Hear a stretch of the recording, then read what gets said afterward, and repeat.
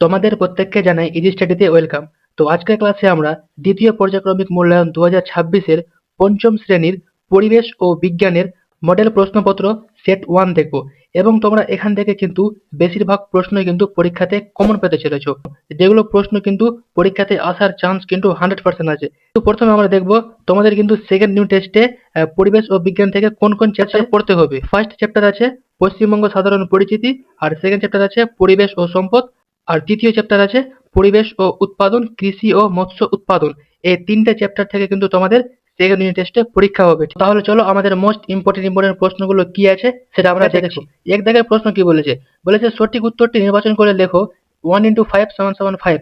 মানে তোমাদের এখানে 1 মার্কের 5টা প্রশ্ন আসবে এমসিকিউ, ঠিক আছে? তো দেখো ফার্স্ট প্রশ্ন আছে, প্রজাতন্ত্র দিবস পালিত হয় 15 আগস্টে, না 2 অক্টোবর, না 26 জানুয়ারি, নাকি 14 নভেম্বর? এর সঠিক অ্যান্সার হবে 26 জানুয়ারি। 2 নম্বর প্রশ্ন, পশ্চিমবঙ্গের সবচেয়ে উঁচু পর্বতশৃঙ্গের নাম কি? অপশন নাম্বার ক সান্দাকফু, অপশন নাম্বার খ কাঞ্চনজঙ্ঘা, নাকি নন্দা দেবী, নাকি এভারেস্ট? তো এর সঠিক অ্যান্সার হবে অপশন নাম্বার ক সান্দাকফু। নেক্সট প্রশ্ন, বঙ্গভঙ্গ আন্দোলন হয় 1905 সালে, 1911 সালে, 1857 সালে, নাকি 1947 সালে? তো এর সঠিক অ্যান্সার হবে অপশন নাম্বার ক 1905 সালে। তারপরে 4 নম্বর প্রশ্ন, শ্বাসমূল দেখা যায় অপশন নাম্বার ক আম গাছে, বট গাছে, অপশন নাম্বার গ সুন্দরী গাছে, নাকি নারকেল গাছে? তো এর সঠিক অ্যান্সার হবে সুন্দরী গাছে, অপশন নাম্বার গো।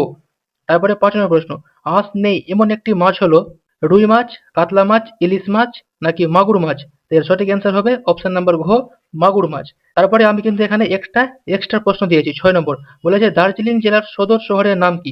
তো অপশন নাম্বার এ হচ্ছে শিলিগুড়ি, নাকি কালিম্পং, নাকি দার্জিলিং, নাকি কার্শিয়াং? এর সঠিক অ্যান্সার কি হবে তোমরা কিন্তু এর উত্তরটা কমেন্টে জানাও, ঠিক আছে? আমি কিন্তু এটা এক্সট্রা প্রশ্ন দিয়েছি। 2 দাগের প্রশ্ন, শূন্যস্থান পূরণ করো 1 × 5 = 5। আর আমি কিন্তু এরকম কোশ্চেন গুলো সাজিয়েছি যেরকম কিন্তু তোমাদের পরীক্ষাতে আসবে, ঠিক কিন্তু আমি ওই রকমই দিয়েছি, কোনো কিন্তু এক্সট্রা প্রশ্ন দেইনি। কারণ 3টা সেট দিব, তাই কোনো আর এক্সট্রা প্রশ্ন আমি দেইনি। সেই 3টা সেট তোমরা কিন্তু ভালোভাবে মুখস্থ করে নেবা, তো তোমরা পরীক্ষাতে কিন্তু ইজিলি কিন্তু 25+ তোমরা স্কোর করতে পারবা। তো দেখো শূন্যস্থানের 1 দাগের প্রশ্ন আছে, জলপাইগুড়িতে ড্যাশ বনে এক শৃঙ্গ বিশিষ্ট গন্ডার আছে? তো উত্তর হবে জলদাপাড়ায়। তারপর 2 নম্বর, ডিভিসি এর পুরো কথাটি হলো ড্যাশ? তো অ্যান্সার হবে দামোদর ভ্যালি কর্পোরেশন। তারপর 3 নম্বর প্রশ্ন, মাস্টারদা নামে পরিচিত ড্যাশ? তো উত্তর হবে সূর্য সেন। সূর্য সেন মাস্টারদা নামে পরিচিত। তারপর 4 নম্বর প্রশ্ন, ড্যাশ এর জন্মদিনে আমরা শিক্ষক দিবস পালন করি? অ্যান্সার হবে ডক্টর সর্বপল্লী রাধাকৃষ্ণ। তারপর নেক্সট প্রশ্ন, আমের শহর বলা হয় ড্যাশ শহরকে? অ্যান্সার হবে কি মালদা শহরকে। মালদা শহরকে আমের শহর বলা হয়, ঠিক আছে? এখানে কিন্তু তোমাদের মোস্ট ইম্পর্টেন্ট 5টা প্রশ্ন হয়ে গেল। এবার দেখো 3 দাগের প্রশ্ন, বলেছে নিম্নলিখিত প্রশ্নগুলির উত্তর দাও 1 × 10 = 10। মানে তোমাদের এখানে 1 মার্কে 10টা প্রশ্ন করতে হবে। ফার্স্ট প্রশ্ন আছে, ভারতের সংবিধান কে বানিয়েছিলেন? তো উত্তর হবে ডক্টর আম্বেদকর। নেক্সট প্রশ্ন, আমার সোনার বাংলা আমি তোমায় ভালোবাসি এই গানটি কে লিখেছেন? তো সঠিক উত্তর হবে রবীন্দ্রনাথ ঠাকুর।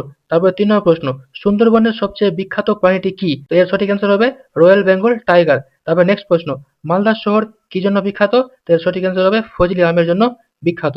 তারপরে 5 নম্বর প্রশ্ন, দুজন বিখ্যাত বাঙালি বিজ্ঞানীর নাম লেখো। তো এর সঠিক অ্যান্সার হবে আচার্য প্রফুল্ল চন্দ্র রায় এবং জগদীশ চন্দ্র বসু। তারপরে নেক্সট প্রশ্ন, সাদা অর্কিডের শহর বলা হয় কাকে? তো এর সঠিক অ্যান্সার হবে কার্শিয়াংকে বলা হয়। 7 নম্বর প্রশ্ন, ভারতবর্ষ স্বাধীন হয় কত সালে? তো এর সঠিক উত্তর হবে 15 আগস্ট 1947 সালে। তারপর নেক্সট প্রশ্ন, ধান কাটার মেশিনের নাম কি? তো অ্যান্সার হবে হারভেস্টার।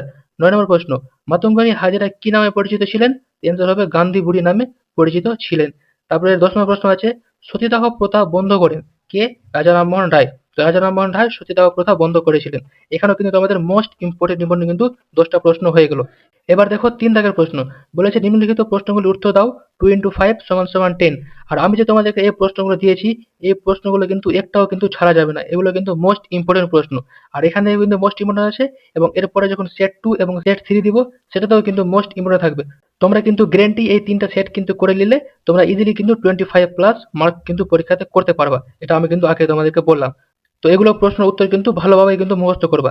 তো দেখো 3 দাগের প্রশ্ন, 3 1 দাগে বলেছে নদীমাতৃক সভ্যতা কাকে বলে? উদাহরণ দাও। তো এর সঠিক উত্তর হবে যে সভ্যতা নদীর তীরে গড়ে ওঠে এবং নদীর জলের ওপর নির্ভর করে উন্নত লাভ করে তাকে বলা হয় নদীমাতৃক সভ্যতা।